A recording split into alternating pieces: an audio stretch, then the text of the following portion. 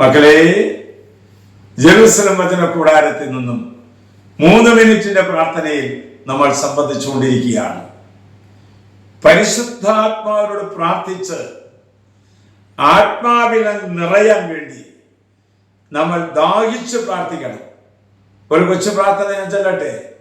പരിശുദ്ധാത്മാവ് ദൈവമേ, ആത്മീയ കൊടുങ്കാറ്റയച്ച് എൻ്റെ ഹൃദയത്തെ വിശുദ്ധീകരിക്കണമേ.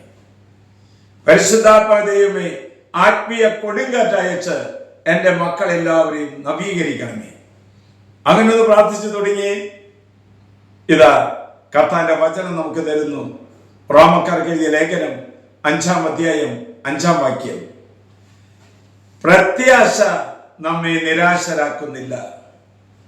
നമുക്ക് നൽകപ്പെട്ടിരിക്കുന്ന പരിശുദ്ധാത്മാവിലൂടെ ദൈവത്തിന്റെ സ്നേഹം നമ്മുടെ ഹൃദയത്തിലേക്ക് ചൊരിയപ്പെട്ടിരിക്കുന്നു.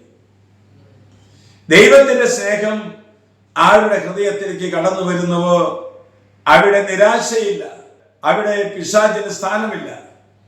നമ്മുടെ ഹൃദയത്തിലേക്ക് പ്രത്യാശ പകരുന്നത് പരിശുദ്ധാത്മാവാണ്.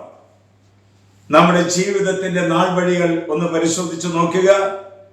നമുക്കുണ്ടാകുന്ന സഹനങ്ങൾ, നമുക്കുണ്ടാകുന്ന പരാജയങ്ങൾ, നമുക്കുണ്ടാകുന്ന ഒറ്റപ്പെടലുകൾ, നമുക്കുണ്ടാകുന്ന തെറ്റിദ്ധാരണകൾ, നമുക്കുണ്ടാകുന്ന നഷ്ടങ്ങൾ, നമുക്കുണ്ടാകുന്ന രോഗങ്ങൾ, നമുക്കുണ്ടാകുന്ന അഭിപ്രായ ഭിന്നതകൾ, ജീവിതം വഴിമുട്ടിപ്പോയതിനുള്ള അനുഭവം ഉണ്ടാകുമ്പോൾ ഓ പ്രിയ പരിശുദ്ധാത്മാവേ പറന്നിറക്കണമേ, ഓ പ്രിയ പരിശുദ്ധാത്മാവേ വഴി തുറക്കണമേ എന്ന് പ്രാർത്ഥിച്ചാൽ 2 കരങ്ങളും നീട്ടിപ്പിടിച്ചുകൊണ്ട് പുതിയ വഴികൾ തുറന്നു തരാൻ പരിശുദ്ധാത്മാവ് നമ്മിലേക്ക് കടന്നു വരും. വചനം ഓർമ്മപ്പെടുത്തുന്നു, പ്രത്യാശ നമ്മെ നിരാശപ്പെടുത്തുന്നില്ല.